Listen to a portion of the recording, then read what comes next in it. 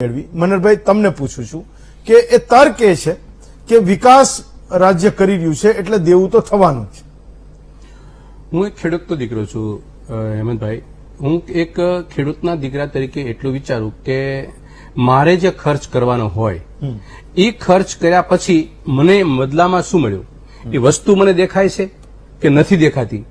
જો દેખાતી હોય તો એ દિશામાં મારે કામ કરવા માટેની મારી સમજ ઉભી થાય કે બને મેં ખર્ચ કર્યો છે, મને મળે છે.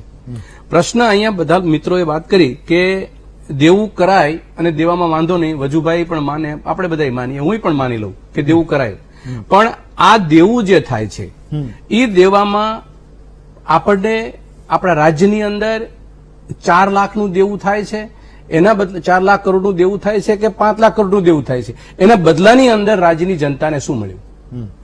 દાખલા તરીકે અત્યારની પરિસ્થિતિ એવી છે રાજ્યની, અને આપણે વાત એક સ્વસ્થ થઈ જઈએ કે આપણે 25 વર્ષ એટલે એક પેઢીથી આપણે ભારતીય જનતા પાર્ટીની સરકાર એકહથ્થું કામ કરે છે એ રાજ્યની વાત કરીએ છીએ આપણે, કોઈ વચ્ચે કોઈ આવ્યું નથી. અને એ રાજ્યની અંદર મહેકમ સતત ને સતત ઘટી રહ્યું છે, એટલે કર્મચારીઓ ઘટી રહ્યા છે. નંબર 2, ખેડૂતોને પૂર્વ સરકારોએ આપતી સબસિડીઓ ઘટી રહી છે, એટલે ત્યાં ખર્ચો નથી કરતા. જે ઓરિજિનલ સરકારી દવાખાનાઓ હતા, સરકારી યુનિવર્સિટીઓ હતી, સરકારી કોલેજો હતી, એ ઓછી થતી રહી છે અને પ્રાઇવેટ જતા રહે છે, એટલે એમાં સરકાર ખર્ચો નથી કરતી. રોડ, રસ્તા અને વગેરે વગેરે જે એરપોર્ટ, એ બધું સરકાર ચલાવતી હતી પહેલા, હવે એ પ્રાઇવેટ, એમાં સરકાર કઈ પીપીપી ઉપર ચાલવા માંડ્યું છે, એમાં સરકાર કોઈ ખર્ચ નથી કરતા, ટોલ ટેક્સ તમે ભરો છો. નંબર 2, એમએસપી ખેડૂતને મળતી નથી, એના માટે ટેકાના ભાવ આવે એટલા ઓરિજિનલ માર્કેટમાં એ જ ભાવ મળે છે, એટલે એમાં કઈ સરકાર કઈ કરતી નથી. પાક વીમો, પાણી, વીજળી, એના માટે કોઈ મફતનું કઈ આપતી નથી, ઉપરાંત વીમો આપતી પણ નથી. એટલે આવી કોઈ સગવડતાઓ ખેડૂતને કે મળતી નથી કે રાજ્યની જનતા નથી મળતી. નાના વેપારી માટે કે એમએસએમઈ માટે જે પહેલા સબસિડી અપાતી હતી, એ ગ્રેડનું સિટી હતું, બી ગ્રેડનું હતું, સી ગ્રેડનું, ડી ગ્રેડનું, ત્યાં 11%, 22%, 25%, 33% સુધી સબસિડી આપતી. અત્યારે પણ એવું કંઈ મળતું નથી. એટલે મારું કહેવાનું એમ છે કે બજેટની અંદર ઉપરાંત જે ફળવાય છે એ પણ ફાળવવામાં નથી આવતું. એમાં પણ ઘણી વખત આંકડાઓ મોટા મોટા આવે છે. દાખલા તરીકે અમને 500 કરોડની 2022-23માં ગૌ માતા પોષણ યોજના મુખ્યમંત્રી નામે યોજના કરી, 500 કરોડ રૂપિયા પ્રાવધાન કર્યું, ધારાસભ્યોએ ટાપલી પટપટાઈ લીધી, હજી રૂપિયો નથી મળ્યો. એવી તો હું તમને 2 ડઝન યોજનાઓ કેન્દ્ર સરકારની આપું કે જે 2 ડઝન યોજનાની અંદર એક પણ વસ્તુ એની અંદર કાર્યાન્વિત કન્ડિશને થઈ નથી. હવે મારે વાત બીજી કરવી છે કે જો આ પરિસ્થિતિની અંદર પૈસો તો લોન ઉપર આવે છે, કાગળ ઉપર આવે છે, પૈસો દેખાતો. બીજું, ગુજરાત સરકાર પાસે જે પીએસયુ હતી, અમુક કંપનીઓ હતી, નયનભાઈએ જે વાત કરી કે પૈસાનો સોર્સ ઉભો ક્યાંથી, સોર્સ હતો પહેલા, નહોતો એવું નહીં. Gujarat agro industries corporation pesticide બનાવતી હતી, એ ઘણા દવા, જંતુનાશક દવા બનાવતી હતી, બિયારણ બનાવતી હતી, ઘણી બધી વસ્તુ, ખેતીના ઓજારો બનાવતી હતી, આજે બંધ. એવી જ રીતે દાખલા ગુજરાત સ્ટેટ એક્સપોર્ટ કોર્પોરેશન આજે અદાણીના હવાલે કરી દીધું. એવી જ રીતે દાખલા તરીકે જીએસસીએલ આલ્કલાઇઝ કંપની ખોટ કરતી, જીએનએફસી, જીએસએફસી કંપની ખોટ કરતી. એટલે કહેવાનો મતલબ એ કંપનીઓ બધી ખોટ કરતી થઈ, વેચી નાખી, એટલે સરકારની તિજોરીમાં જો સરકારી કંપનીઓની આવક હતી એ આવક બંધ થઈ. આ પણ પુણ્ય પ્રતાપે ભારતીય જનતા પાર્ટીના કારણે બન્યું છે. હવે તમે એમ કહો કે આવક તમારી પાસે છે નહીં, તમારી પાસે બીજા સોર્સ નથી, સોર્સ તમે બધા ટાળી નાખ્યા, અને બીજું તમે ખર્ચો એવી જગ્યાએ કરો છો, જેમ ધીમંતભાઈએ વાત કરી એમ કે જે ખર્ચો કર્યા પછી તમને જમીન ઉપર દેખાતો નથી. એટલે મેં પહેલા શબ્દમાં કીધું, અમે ખેડૂતના દીકરા તરીકે અમને અમારા માવતર એમ પૂછે કે આ ખર્ચો ક્યાં કર્યો, તો એમ કે ભાઈ આ ઢોલમાં કર્યો, આમાં કર્યો, વગાડ્યો, બીજું ત્રીજું કે ફટાકડા ફોડ નાખ્યા, તો એ તરત એમ કે ભાઈ આવા ફટાકડા ફોડવામાં ખર્ચા ન કરાય. તમને કંઈક મળવું પડે, વસ્તુ બદલામાં તમને કંઈક સામે આવે છે તો રાજ્યને કંઈક કામનું છે. બાકી આ રાજ્યની અંદર 25 વર્ષથી જે સરકારને સલાહ શું દેવાની, એને કેમ ચલાવી, એ સરકારને સલાહ થોડી દેવાની હોય, એની ચર્ચા થોડી કરવાની હોય આપણે. એટલે પરિસ્થિતિ એ છે કે ખાતરની સબસિડી બંધ, એમાં 50,000 કરોડ રૂપિયા ઓછા કરી નાખ્યા ગયા બજેટમાં. ફૂડ સિક્યુરિટીમાં 10,000 કરોડ ઓછા કરી નાખ્યા.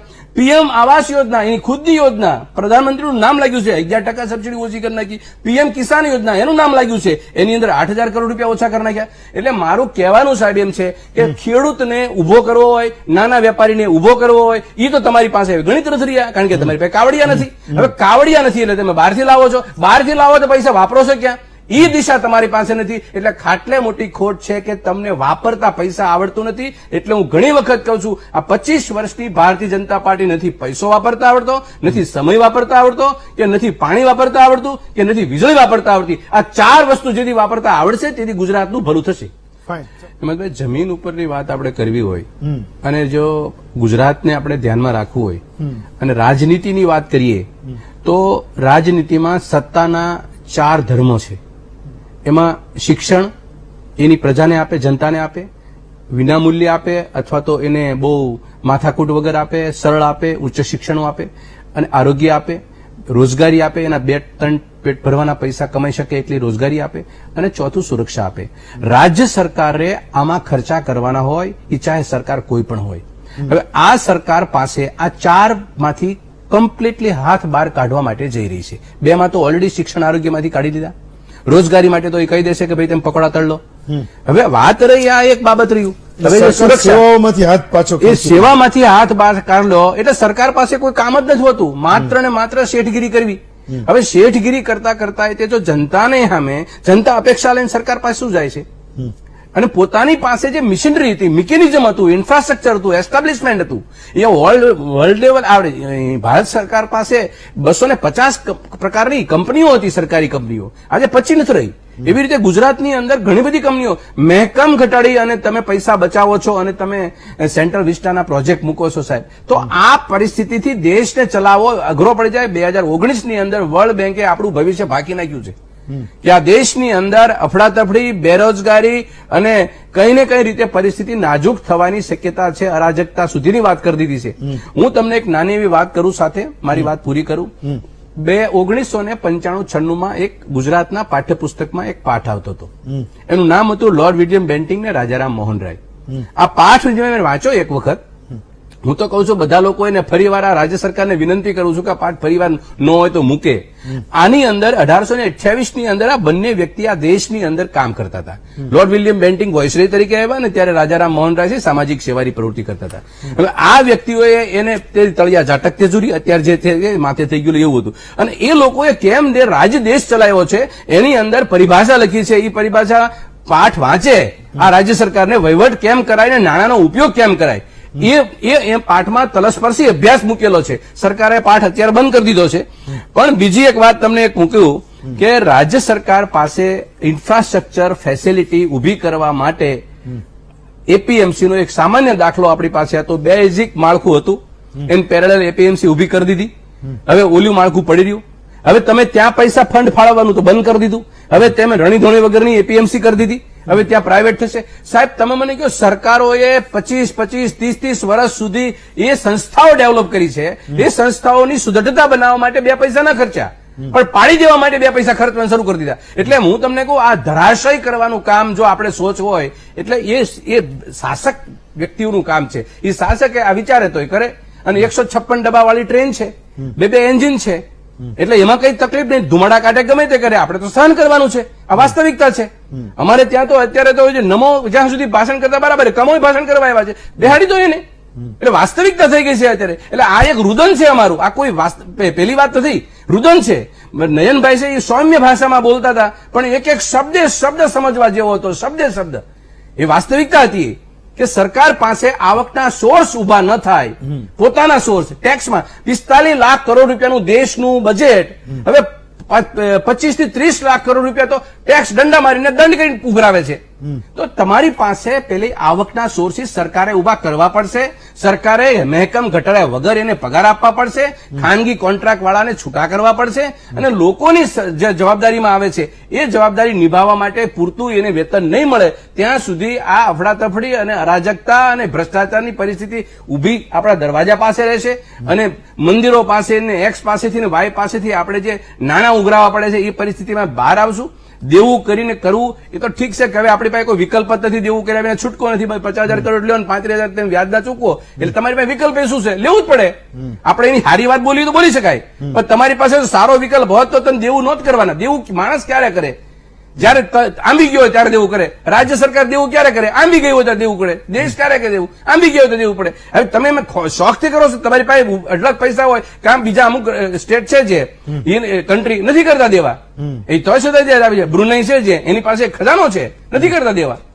મારું કહેવાનું એ છે કે રાજ્ય સરકારે ખેડૂતો હોય, નાનો વેપારી હોય કે પછી રોજગારના લગતા પ્રશ્નો હોય એને લઈને ઇન્ફ્રાસ્ટ્રક્ચર ફેસિલિટી ઉભી કરાય.